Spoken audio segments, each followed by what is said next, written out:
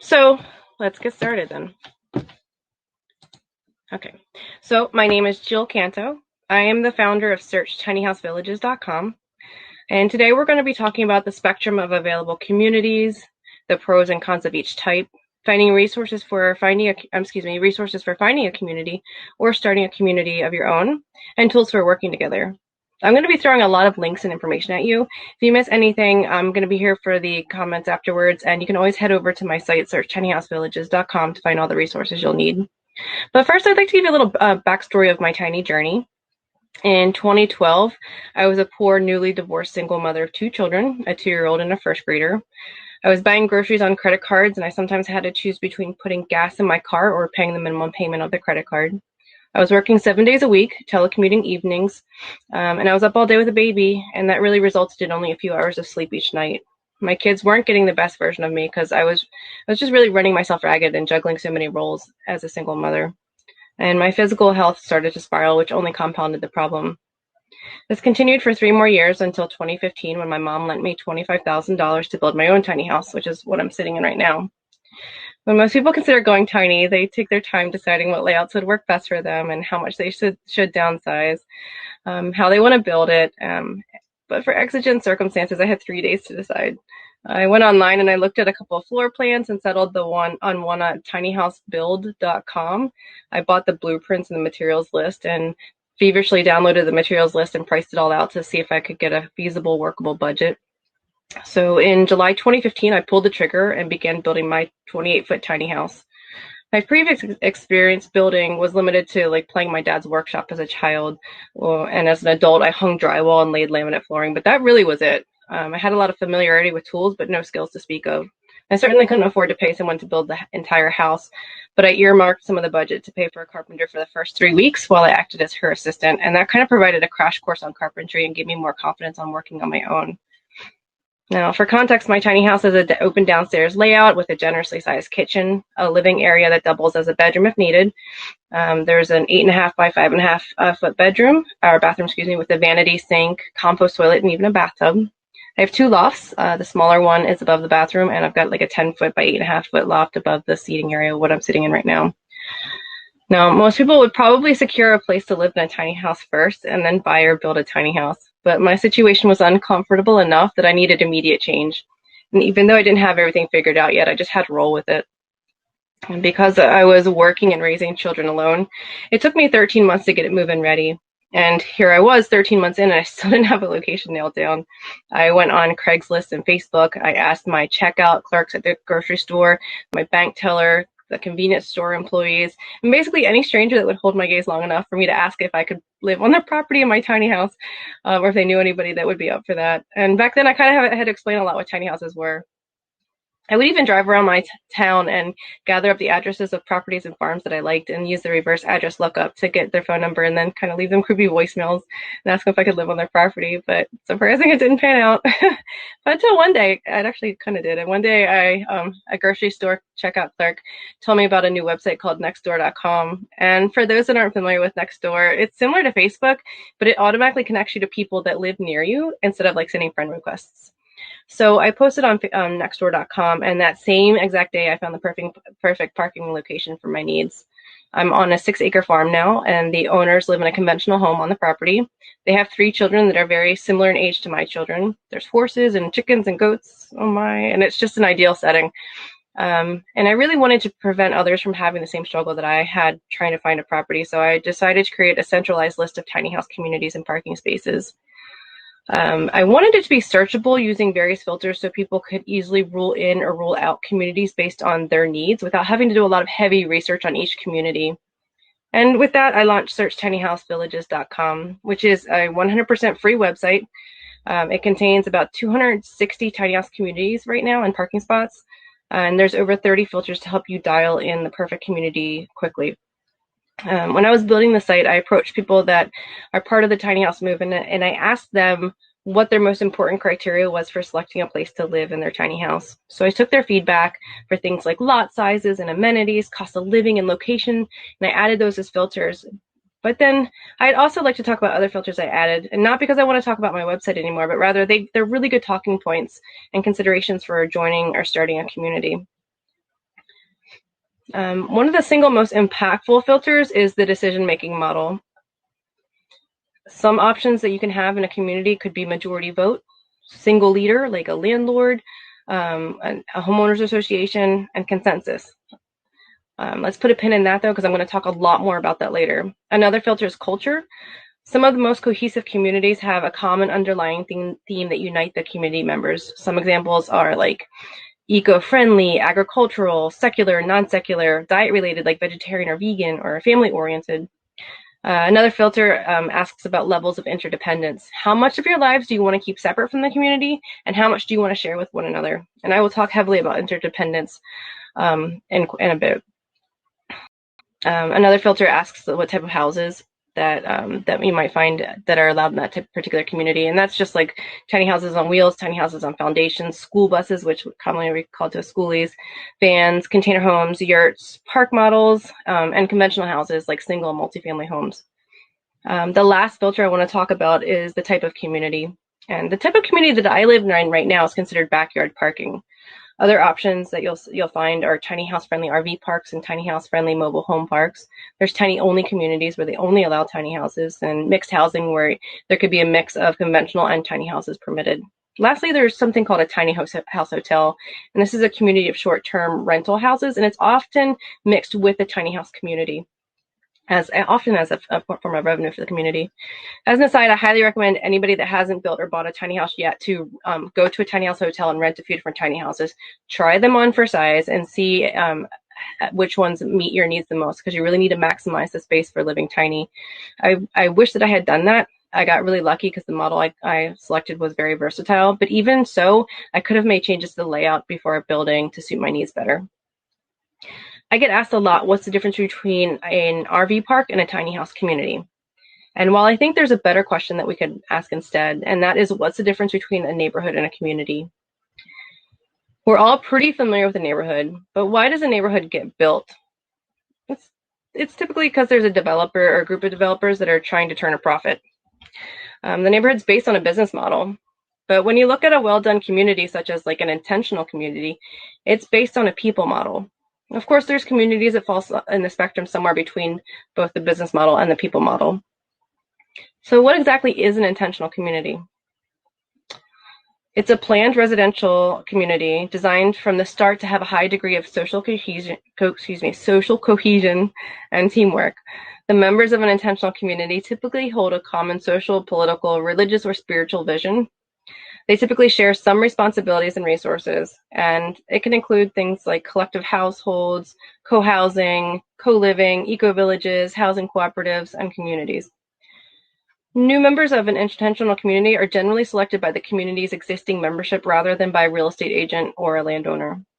Okay, let's go back to the decision-making model and revisit that.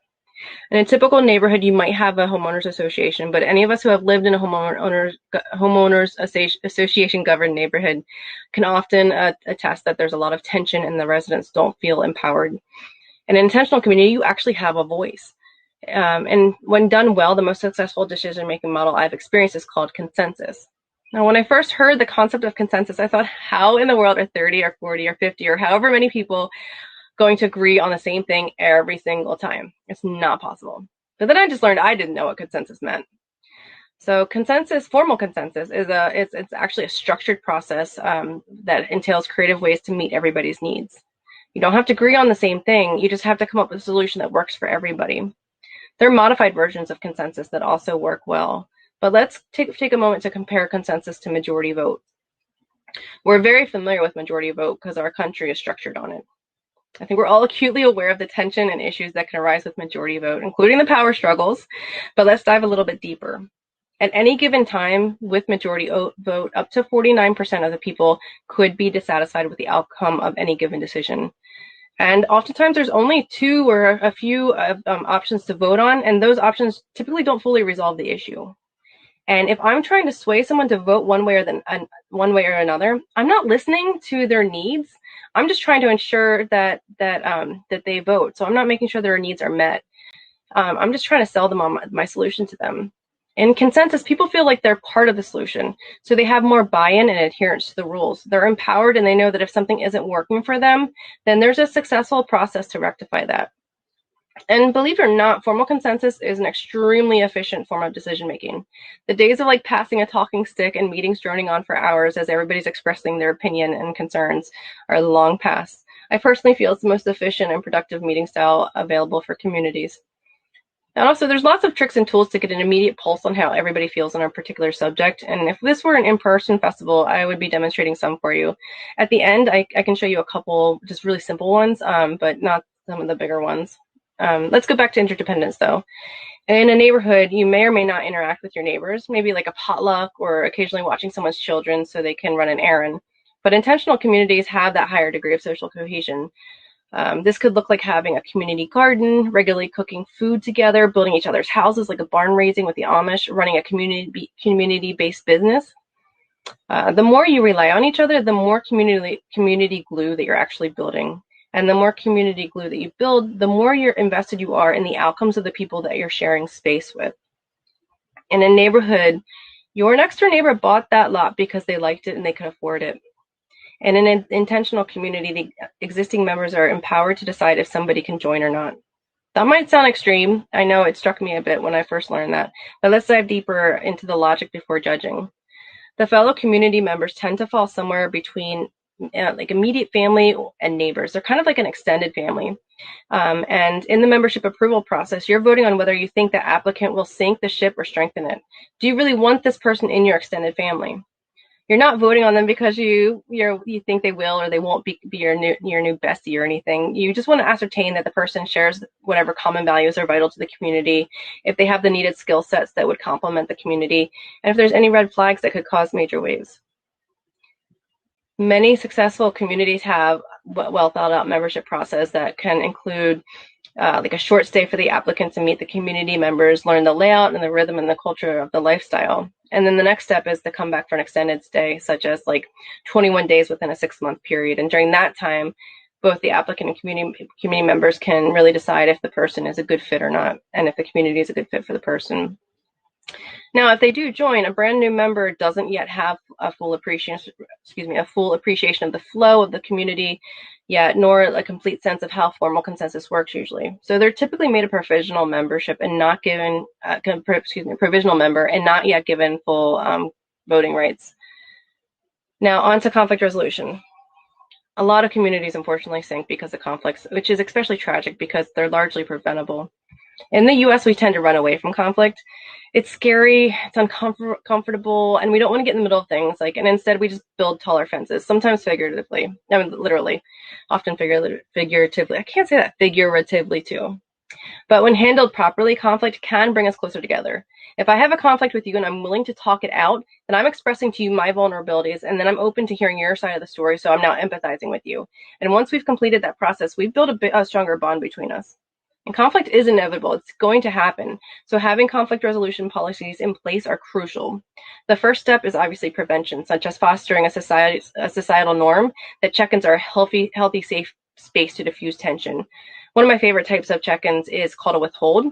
So you can tell somebody your grievance, and then they have to wait 24 hours to get back to you. And that gives the recipient time to work past the egoic and emotional responses they might originally have and be able to hold a more thoughtful, rational discussion. How a conflict is handled needs to be decided long before a conflict arises and not in the heat of the moment. Ideally, it should be structured as the community is forming. Of course, that policy can be adjusted as time goes on to hone to whatever is effective or not. Okay, let's hop back to interdependence. Now, in my mini community, my backyard parking community, I grow food. It's my happy place. I love growing food, free therapy. And I've taught my hosts how to grow food, so now they've opened a produce stand.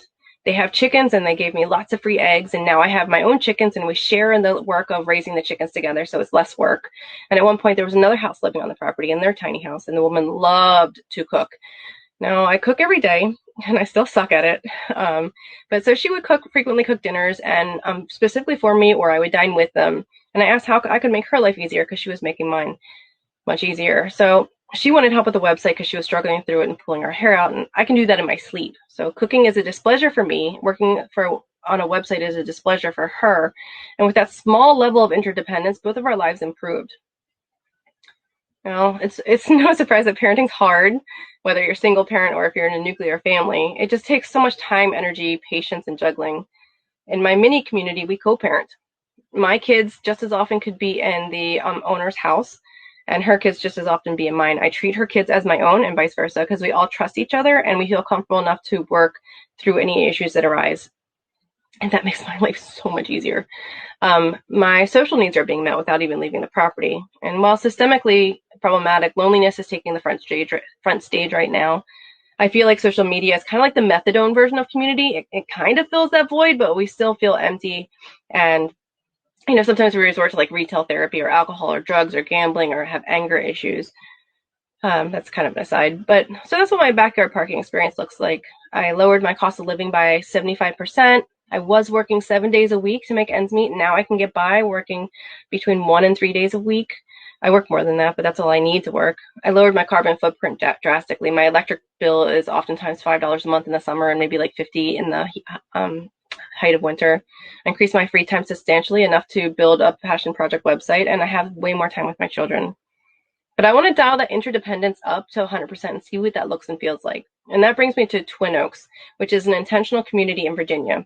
You can learn more about Twin Oaks at twinoakscommunity.org. That's twinoakscommunity.org. I need to preface that Twin Oaks does not currently accept tiny houses, but they do have a nearby sister community that does. Twin Oaks has been established for over 50 years, and they keep meticulous records, which makes them great for case studies.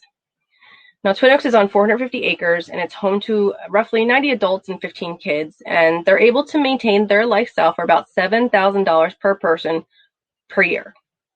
$7,000 per person per year. It's not an apples-to-apples comparison, but they live a roughly middle-class lifestyle, and they even get some perks that middle-class lifestyles don't afford, such as somebody cooking them 2 meals a day, doing all their grocery shopping, personal shopping, growing their food, maintaining their cars, caring for them when they're ill, building and maintaining their houses. That's like Beyonce level type of stuff right there. But how is that possible on $7,000 per person per year? Well, they have a 3-pronged approach. One is income, domestic support, the second is domestic support, and the third is asset sharing. So members there have to work 42 hours a week, either generating income or supporting the community domestically. They allocate their hours, that they can allocate their hours between any of the things that are on there, with any of the on-site businesses. They have 7 on-site businesses, and they currently have $1.5 million in the bank as a community. Or they can allocate their work through doing the domestic, like cooking and grocery shopping and personal shopping. When I first heard the 42 hours, it kind of felt counterintuitive to me. And I was like, I want to live tiny in community to work less and have more free time. And this doesn't sound like it's going that route. But this is what I found. First, they decided that 42 hours was the level of commitment that they wanted to get the lifestyle and benefits that they have now. So your community can increase or decrease that level as it sees fit for your needs. Secondly, they put in their 42 hours, and the rest of the time is 100% theirs. And I know when I punch out, like I still have to pick up kids and grocery shop and cook dinner and do laundry. I feel like I'm dancing and clean, and like bigger ticket items where I have to do house repairs or car repairs. And sometimes it feels like I have a second and a third work shift. And all of those things are already handled for them. So, they work 42 hours. So they actually have like 102 hours a week that are 100% free that don't have commitments to them. Do you? I know I don't have that, and I would really like that. The third prong is their asset sharing. We're all familiar with book libraries, but Twin Oaks has a network of libraries, including one for tools, bikes, musical instruments, cars, and even clothes. You could certainly have your own clothes at Twin Oaks, but they do have a library if you ever want to expand your wardrobe. And that really brings up the question of access versus ownership. Do I need to own all the things in my life, or do I just need access to them? A simple example is a lawnmower. It sits in your garage for the majority of the time, and then maybe once a week for 20 to 30 minutes, you use it during season. And you still have to pay the full cost of the lawnmower, and you have to do all the maintenance to the lawnmower. And just about every person in your neighborhood and street probably has their own lawnmower. The average household has 300,000 things in it. And when I first heard that number, I didn't even want to get out of bed because I know my job is the manager of 300,000 things. And I want to fire myself. I did fire myself from that. And the library system at Twin Oaks serves a big part in having their 80% lower carbon footprint, 80% lower than the average American. This is where their meticulous records really come in handy because they even know how much their trash weighs. Their gas, electric, water, and waste, everything had about an 80% reduction across the board. So let's look at some other benefits that Twin Oaks members get. If you are physically, emotionally, or mentally unwell, your 42 hours are adjusted to your capabilities, even if that means they're suspended completely while you heal. The community will shoulder your load, just as you would do for another community member if they were ill. Now, I know personally when I was struggling as a single parent, that would have gone so far for me. They also have the most progressive family leave and retirement plan I've come across. When both parents have a child, their 42 hours are suspended for an entire year, and they don't just pick up the 42 hours again when the child turns 1. They slowly pick them back up until they're back up to 42 hours by the time the child is 18. And to retire, they have this, and on the flip side, they slowly start losing hours. They also have on-site hospice care. Fortunately, Twin Oaks is among a network of similar communities called the Federation of Egalitarian Communities, commonly referred to as the FEC. Find more about them at thefec.org, thefec.org. There are many benefits if your community joins the FEC. The first is labor exchange. Starting a community is hard. It's like marrying 30 people and starting a business at the same time. Imagine being able to tap into free mentors to help your community hammer out your decision-making process, conflict resolution policies, various contracts and legal work, and having carpenters, plumbers, electricians, and other skilled workers to help you actually build out your community. With the labor exchange system, the other members in other communities get credit for their work hours at their home community by coming to help your community. Likewise, if a member within your community wants, they can visit other communities and get credit for their work hours there. This isn't just during the founding process either. You can do this at any time. It's kind of also a neat way to travel the U.S. inexpensively and kind of always just have like a brother or sisterhood. The second benefit is medical and dental coverage. Your members become part of the FEC group plan. As an aside, the cost for the insurance is laughably low because people living in community tend to be a lot healthier because their needs are met, their stress levels are low, they don't have to juggle second and third shifts, and if they are ill, they are allowed the time to recover without having to worry about maintaining their life. A third benefit is loans. The FEC offers loans for people that are trying to start or expand their community. Now, Twin Oaks is a really special place because every year on Labor Day weekend, they host the Communities Conference, and that's communitiesconference.org, communitiesconference.org. It's a weekend of workshops that teach you how to start or live successfully in a community. They cover a lot of the topics that I broached here, such as decision-making, conflict resolution, legal and financial decisions, and such. But perhaps even more important than the workshops, which are really good workshops, is the Meet the Communities portion of the weekend. The conference is well attended by several dozens of communities across the United States and even other countries. And so they'll have one representative from each of the existing or forming communities stand up in a long line and give a 60-second elevator pitch about their community, where it's located, their culture, whether or not they're accepting members, and then they will sit at a table for the next 2 hours. So you can speed date all of these different communities and see if they're a good fit for you, ask many questions, get their contact information, and even line up visits. And the entire weekend only costs $100, and that includes your meals. And they're definitely not trying to turn a profit. They're just trying to share their knowledge and skills. For those that are considering starting their own community, let me forewarn you, it's hard. It's like marrying a business and it's like starting a business and marrying 30 people at the same time. The Communities Conference and FEC are invaluable resources, but I want to show you another one. This is Creating Life Together by Diana Leaf Christian. That's Diana Leaf Christian. I hope that shows up. I cannot recommend this book enough. It should be read by each person on your founding team for your community. She also wrote a book for people that are looking for picking the right community, so that could be helpful for you if that's the journey you're taking. In closing, I want to say that tiny houses are not a new concept at all. McMansions are actually much newer practice, and living with a small home now carries a stigma. But fortunately or unfortunately, we're in an area where that stigma is being lifted because we're just stretched so thin, and the folly of trying to keep up with the Joneses by having more stuff, flashy cars, bigger houses, we're finding it doesn't make us happier. So living tiny, and in particular living tiny in community, isn't just a fad. Like, it's our way of life. Our species has tribal roots in it. That's how we lived and thrived. We would have died without it, and biologically our brains have adapted and grown to need community. We actually have deficits if we don't have adequate community support and connections. But the United States was born under the banner of interdependence. On a scale of cooperative versus competitive, we lean heavily towards the competitive sides of things, but cooperative communities can exist within our country's competitive framework.